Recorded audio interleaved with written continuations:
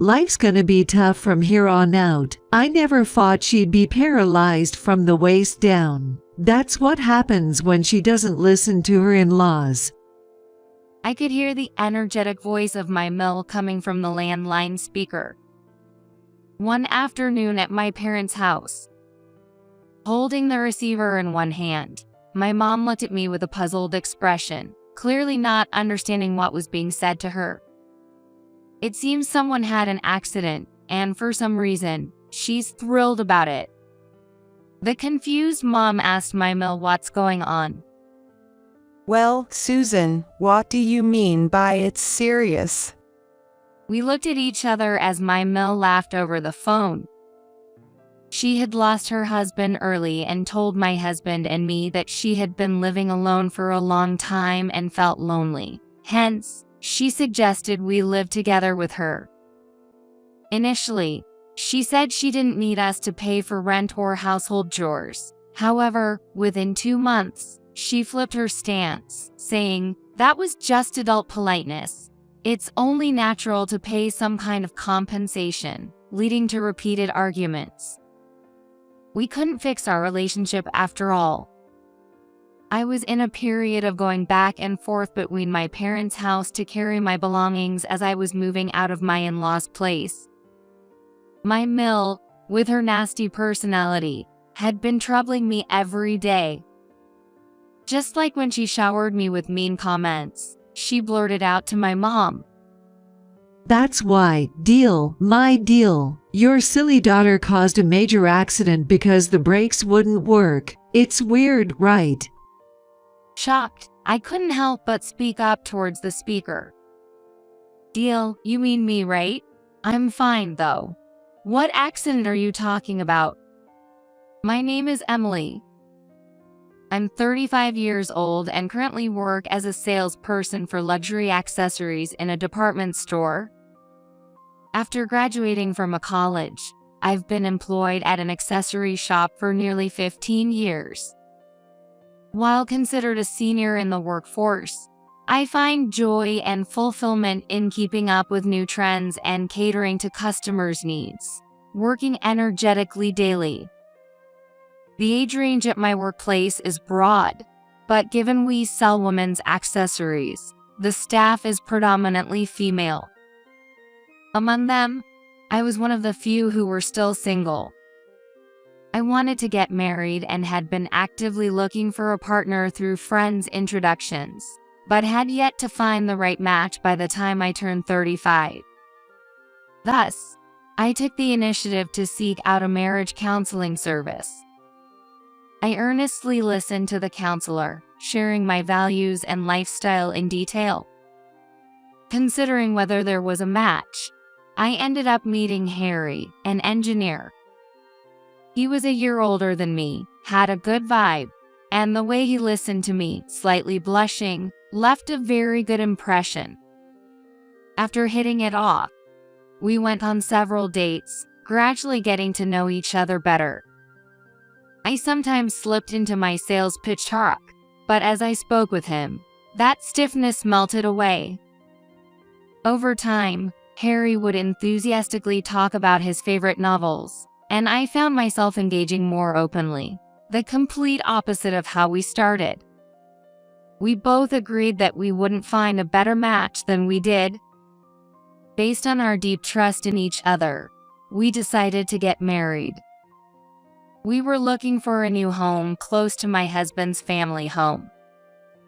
His father had passed away early but left behind a significant inheritance, and my Mill, Susan, continued to live there alone. Harry had moved out after getting a job and only returned occasionally. It seemed she had been feeling anxious for a long time, and one day, she suggested we move in with her. Being alone all the time just makes the loneliness accumulate. I'm at an age where I have to worry about illness and injuries, right? Instead of looking for a new place, you don't need to pay rent. So if you're okay with it, why not live here together? It would mean we could spend more time together. Of course, I wouldn't get in the way of a newlywed couple. Could you consider it? thinking of it as a way to ease my worries. My impression of my mill from our visit was that she was gentle and modest, saying, "We'll keep our living areas separate, and since I'm not working, I'll take care of the household chores and cleaning." The loneliness of her living alone was palpable, and understandably, neither my husband nor I could dismiss her outright. Moreover, we were thinking about starting infertility treatments because we wanted children in the future. These treatments would require a long time and significant medical expenses. We had planned to cut back on our living expenses for the cost, but living with my in-laws would not only save money but also allow us to save more. This would enable us to approach the treatment more systematically. Thus, we started to think quite positively about living together. Honestly, it's a wish come true. Rather than living by ourselves in the neighborhood before moving in together, why not start living together now? It'll save us from changing our living style multiple times and wasting money on moving expenses. That's right. I don't want to see your mother looking so lonely. Moving into my in-laws' house was nerve-wracking due to the mill and deal relationship. However, it seemed like the best solution both financially for us and mentally for my mill. After much discussion, we decided to move in with my mill. Upon hearing our decision, she said, "Thank you, really thank you. Being with family is the greatest happiness," and she cried with joy. We moved our belongings in and smoothly started our new life. However, just a few months later, my mole's attitude had completely changed. One day, she suddenly said to me with a stern face, "You always come home late. What's going on? You say it's work, but is it really? Retail jobs should end once the customers leave. It doesn't make sense that you're not coming home until this late after the department store closes. Where exactly are you working?" I was taken aback and lost for words. "And when are you planning to quit?" she continued. I held a responsible position. My job wasn't limited to just sales. There were meetings at the department store and other locations, and it wasn't unusual to work overtime during busy periods.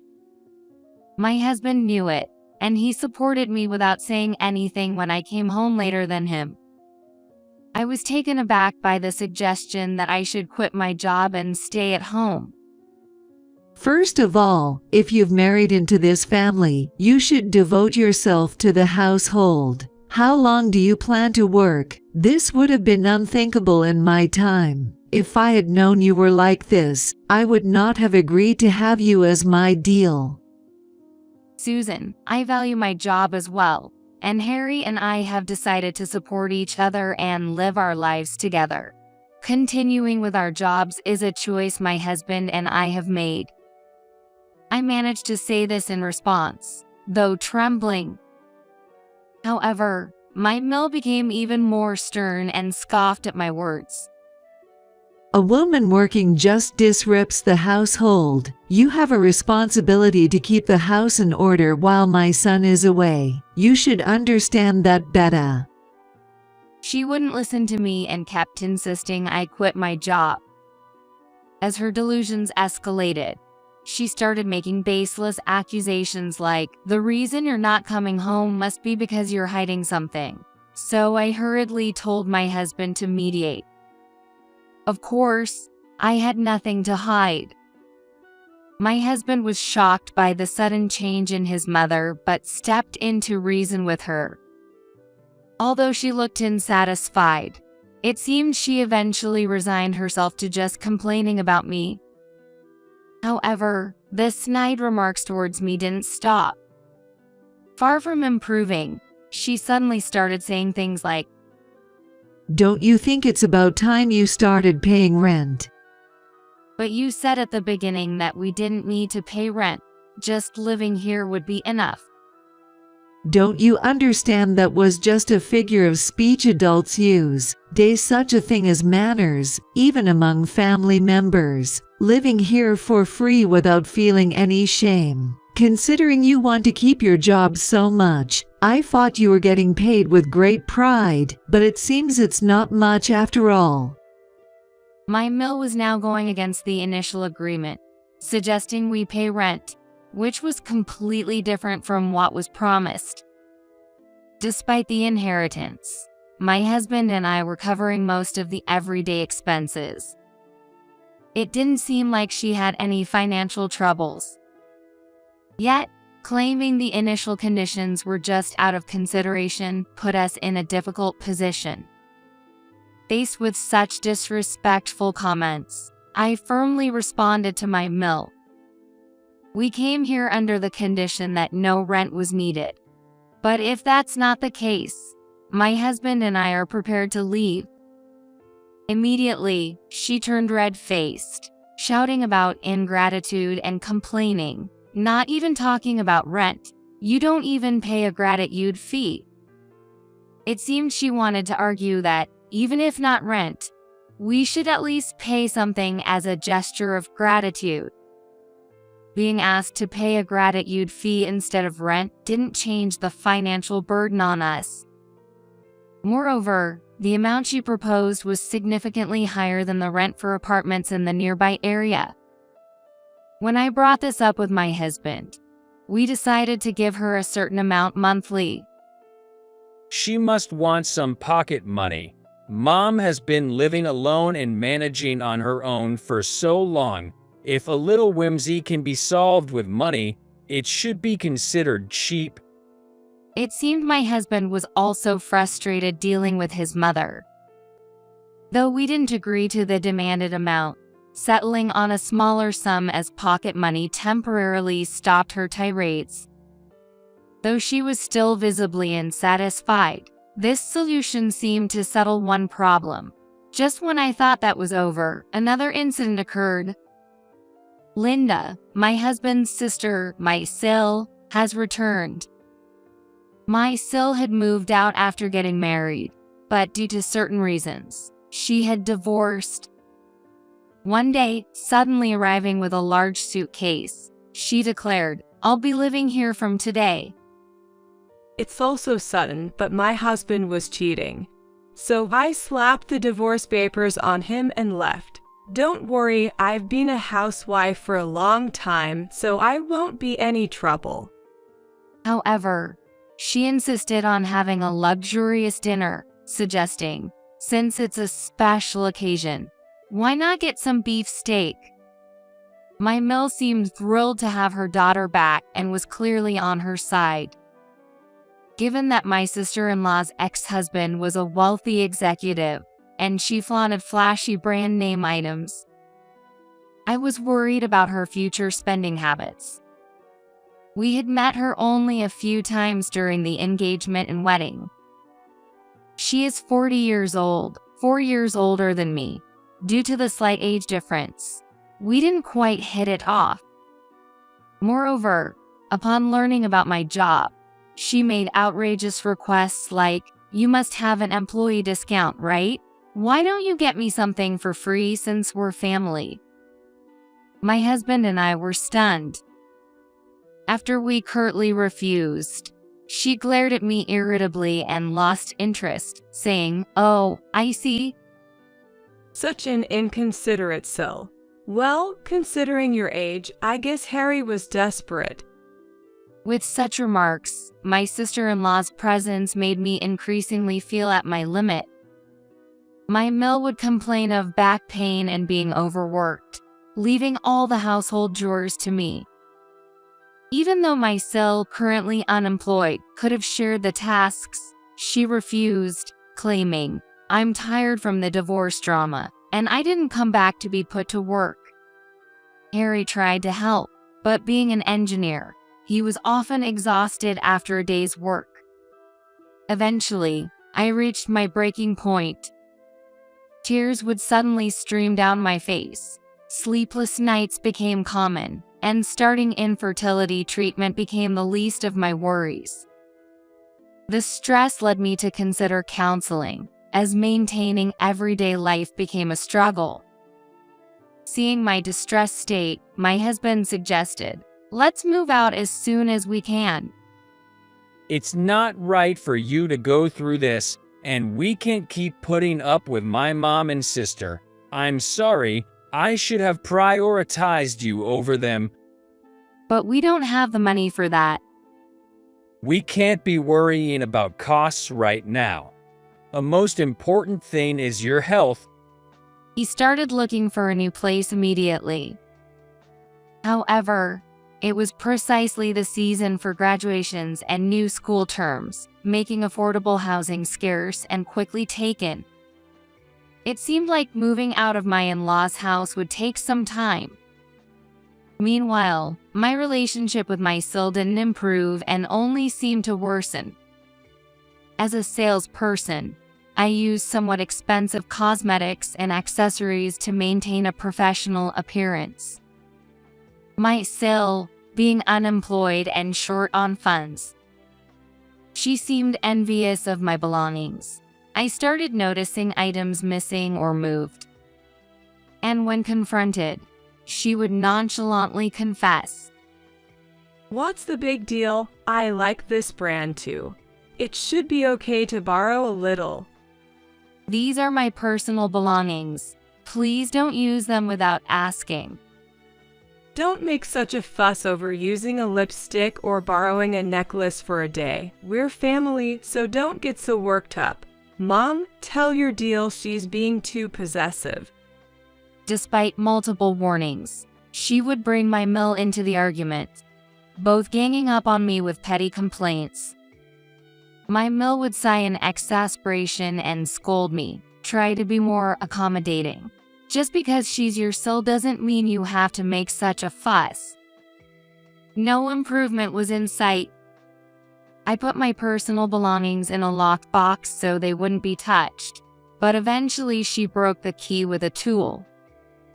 Standing over the shattered remains of the small key, my patience finally snapped.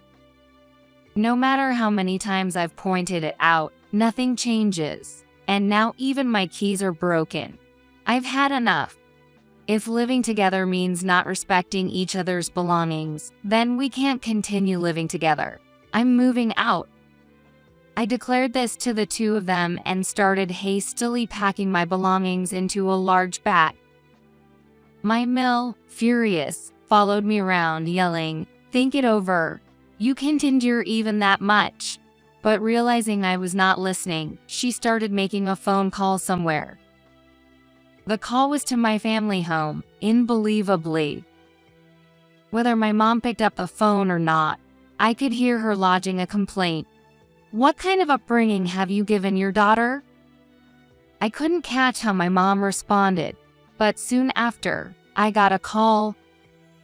Was that call just now from your mill, Harry's mom? She said something really odd. Emily, are you okay? Are things not going well with your mill? My mom seemed to get more worried about what my mill said, but she was furious when I explained the reason. She told me, "Come back home immediately." My husband, upon hearing about the situation later, also suggested, "Once we find a new place, I'll come to pick you up." Encouraged by this, I began to prepare in earnest and left my in-laws' house the next day. Needless to say, none of them came to see me off or tried to stop me. I planned to collect my belongings from my in-laws' house while commuting between my parents' home, my in-laws, and work. A few weeks later, as I was cleaning at my parents' house in the morning before my afternoon shift, the home phone rang. My mom checked and, with a puzzled look, picked up the receiver, saying, "It's your mill." Watching my mom on the phone, she soon made a strange face and signaled to me. Apparently, my mill was saying something odd on the phone. When she put it on speaker, a familiar loud voice, sounding quite pleased with herself, burst through. Life's going to be tough from now on, huh? Who would have thought she'd end up like that? Well, who exactly is having a tough time? What exactly are you talking about? So, deal, my deal. What goes around comes around. Your foolish daughter caused a major accident because the brakes failed. We looked at each other, bewildered. I hadn't caused any accident. In fact, I hadn't even stepped out of my parents' house since this morning. My Mill, even more delighted, kept talking. And to think she caused a major accident right before going to work. It's her own fault for not quitting. It's really strange, isn't it? There were too many questionable points, and none of it made sense. I interrupted her tirade, addressing the speaker. Deal, you mean me, right? I'm fine, though. What accident are you talking about? What? No way. What do you mean? My Mill was clearly flustered. It was a bizarre claim for a prank call. I pressed for meaning, but she was just panicking. Why are you all right? If it's not your accident, then whose is it? While we were going back and forth, my husband, Harry, appeared at my parents' house, visibly agitated. He rushed over and grabbed my shoulders, checking if I was okay. Then, he showed a relieved smile. Emily, I'm so glad you're safe. What's going on? Between your mom and you, what happened? When I asked, Harry suddenly said, my sister was in an accident. Your sister? I'm just glad Emily wasn't involved. We're heading to the hospital now. Can you come with us? Hearing that from my husband, I nodded without hesitation. We took the afternoon off work and rushed to the hospital. When we arrived at the hospital, we were told that my Sil was still undergoing treatment, but her life was not in danger and she was fully conscious. My Mill, who was panicking, had also arrived, and we all were immediately relieved by this news. Then, we went back and forth between the hospital and the in-laws' house, preparing what was necessary for Linda's hospital stay until her treatment was completed.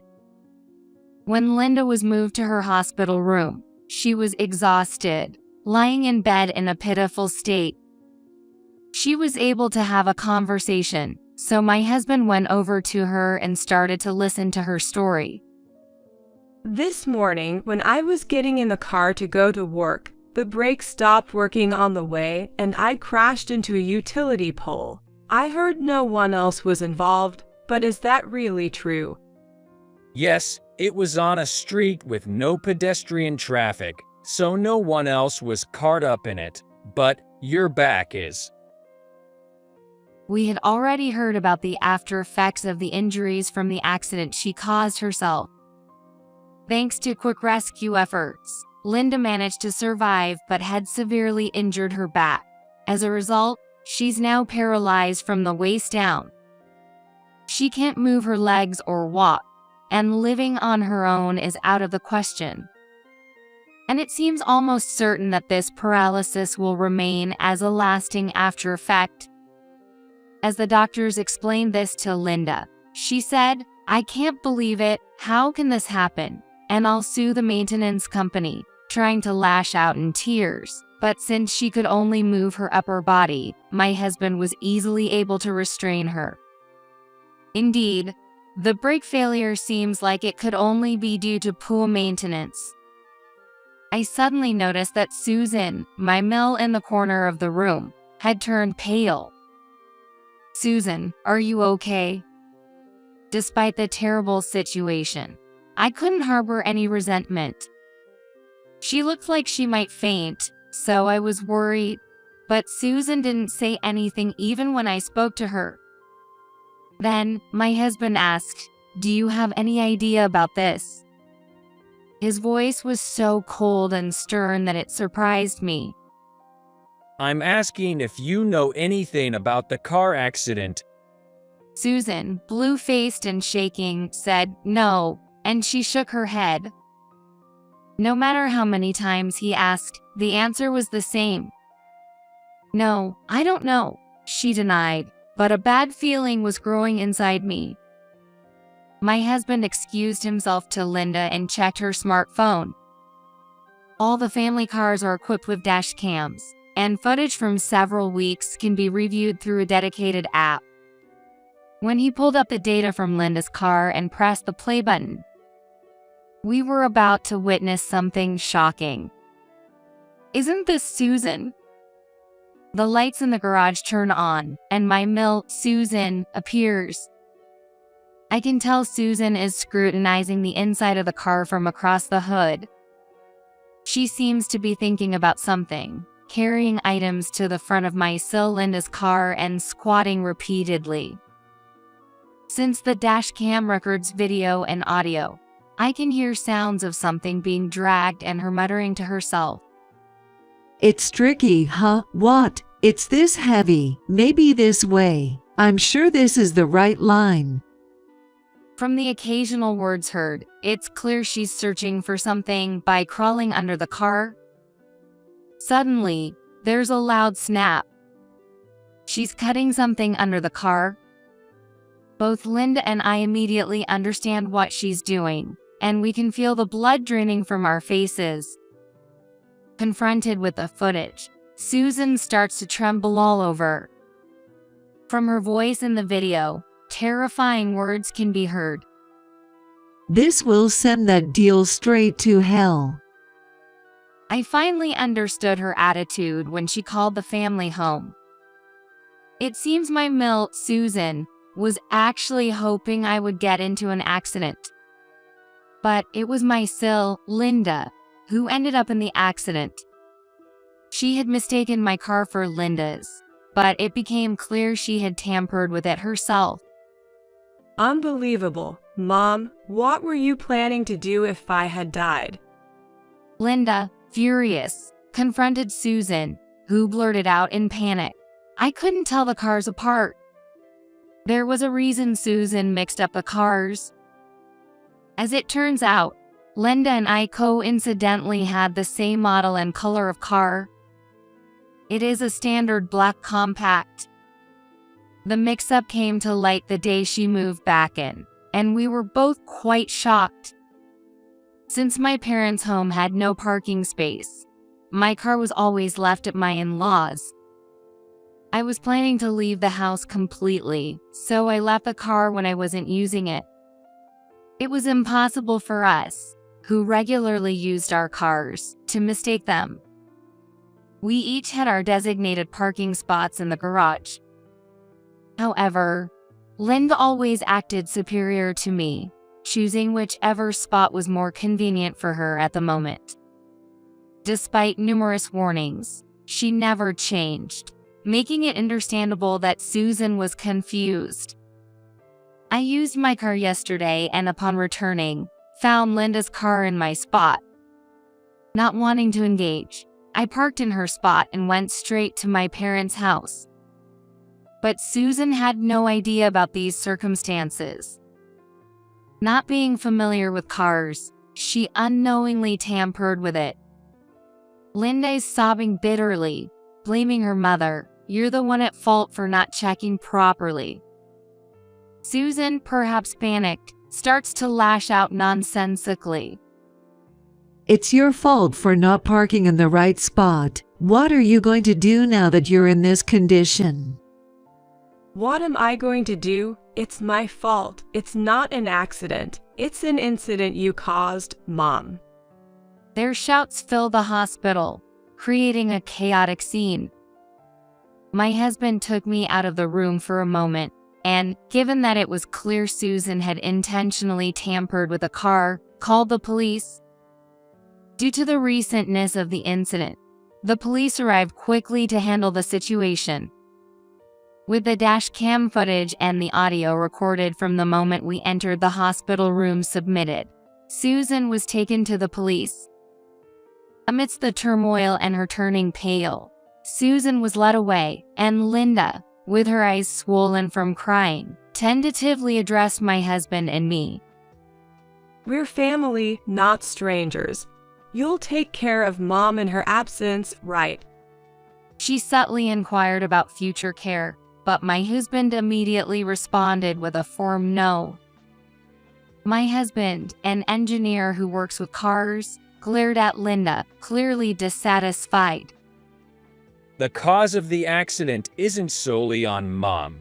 A warning light should have come on if the brake hose was cut. Plus, if the brake fluid were drained, you'd realize something was off as soon as you pressed the pedal. You should have stopped the car then, instead of forcefully driving it until you got seriously injured. From my point of view, you're the one full of problems. After cutting her off sharply, he then started showing us a video on his smartphone. It was footage from Linda's dash cam, but the time was different from before. The timestamp showed this morning. It was just as Linda was about to leave for work. Of course, Linda herself was in the footage. She was clearly struggling with a heavy load, trying to pack it into her car. The load looked like a small safe. It looked familiar to me, and I raised my voice. "Isn't that the safe for your watch?" When I exclaimed in surprise, my husband nodded with a stern face. For some reason, Linda was trying to move the expensive watch safe that my husband had been keeping safe. Acting suspiciously and in a hurry, she tried to drive out of the garage after loading the safe into the car without properly checking her surroundings or even fastening her seatbelt. This scene played out right before my eyes, and she looked as pale as my mill had earlier. When my husband demanded an explanation in no uncertain terms, Linda hesitantly started confessing to something outrageous. Initially, she had explained that she was just taking the car out for work, but it turned out she had planned to take the safe with the watch and sell everything. It seems she thought that even though she didn't have the key to the safe, breaking it would suffice. Right after starting the car, she noticed something off with the brakes, but in her rush to get away from the house quickly, she pressed the accelerator, which seems to have led to the accident. Linda cried and tried to explain, but my husband looked down on her disdainfully. I needed the money right away to pay back my ex-husband. I was just going to borrow a little bit. Linda had returned home after her divorce, but she had lied then as well. She said she divorced her husband and moved back to her parents' house because he cheated on her, but the truth was the exact opposite. The one who cheated was actually Linda herself. She was sued for damages, lost all her savings, and couldn't afford to live on her own, so she had no choice but to flee back to her parents' house. She didn't want to share the embarrassing story of owing alimony, so to save face, she made her ex-husband out to be the bad guy. Since she's not working after moving back, she's losing sight of how to pay off the unpaid alimony. So, she was getting by selling off expensive items from the house without permission. But there's a limit to everything. Eventually, she set her sights on Harry's luxury watch, leading to this debacle. Thinking about the alimony stresses me out, but I felt better while bossing around Emily with Mom. That's why I did such a horrible thing. I'm going to change, I promise. Please don't give up on me. She started saying this in a soft voice as if she was despairing about her future. But when she saw the unimpressed look in my husband's eyes and mine, she seemed to realize she was at a disadvantage. Suddenly, her demeanor changed, and she started shouting, "Don't run away! Support and take care of me," as if her earlier proclamation of change was forgotten. Given her past behavior, such demands were bound to fall on deaf ears. There's still alimony left to pay. I took that accident for you. Ungrateful wretch, ruining someone's life. You guys should pay the money instead. My husband and I listened in silence, but as she grew tired, her panting became more and more incoherent. She made such a commotion that several nurses rushed in, prompting my husband and me to leave the room. We nodded to each other, agreeing, never come back. Later, the police conducted inquiries, asking if anyone besides my husband was knowledgeable about cars.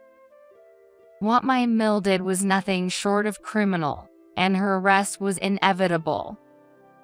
However, it was still unclear how someone who neither drove nor had any knowledge about cars could come up with the idea to cut the brake hose, let alone how she prepared the tools for it. But neither my husband nor I could think of anyone who fit the bill. A few days later, the investigation revealed a surprising truth. It turned out my mill had been paying a significant amount of money to a young man she met before we got married. The man was a notorious figure who targeted older women, pretending to date them to swindle money. My mill, cutting into her inheritance and living expenses from my fill, poured money into dates with this man. As her savings dwindled and life became harder, she proposed moving in with us, hoping to be supported. Unsatisfied with just that, she attempted to collect money under the guise of rent or gratuity. However, after we repeatedly refused to pay, claiming it was not part of our agreement, she desperately turned to the man for advice. That's when he suggested something dreadful. If your deal dies, your son, being her husband, would get the insurance money. With that, we could live it up in fancy hotels and have fun every day. My mill had long been under the young man's influence and, egged on by him, bought the specified tools and carried out his plan. However, the car tampered with was actually the sister-in-law's, leading to this tragedy. The identity of the young man was also uncovered. Though interrogated, he denied everything, saying, "We talked, but it was all jokes, and I didn't tell her what to buy or give any instructions." He also repeated that while he did go on date-like outings with my mill, there was no romantic relationship. She was merely a source of money for him. I wasn't serious, so I wouldn't incite criminal behavior, he claimed.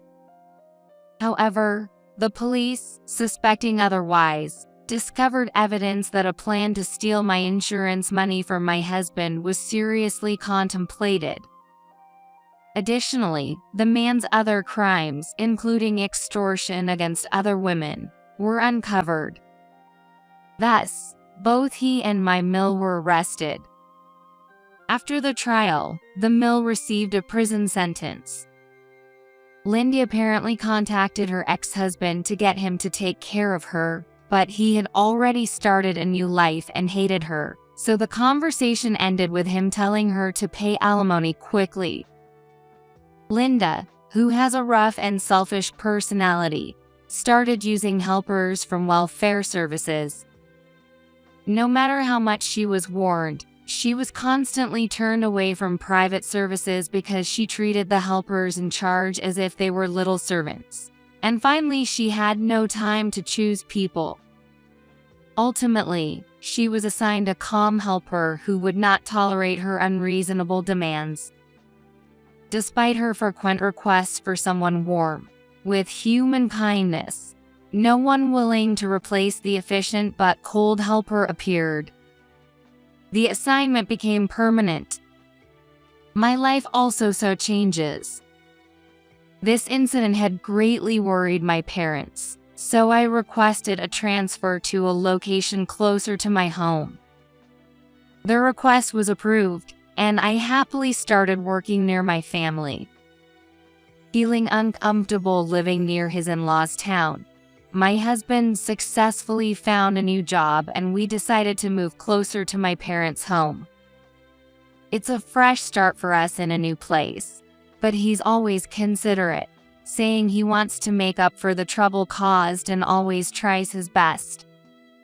The watch that was stolen by Linda was held by the police for the investigation but was eventually returned to him. Due to the impact of the accident, the safe it was stored in was damaged. Some of the watches inside were broken, but my husband said, "Let's make these a keepsake for the whole family," as he decided to cut ties with his family. Both of us have started to get used to the new environment. Now, we are in the process of choosing a hospital to start the fertility treatments we had originally planned for.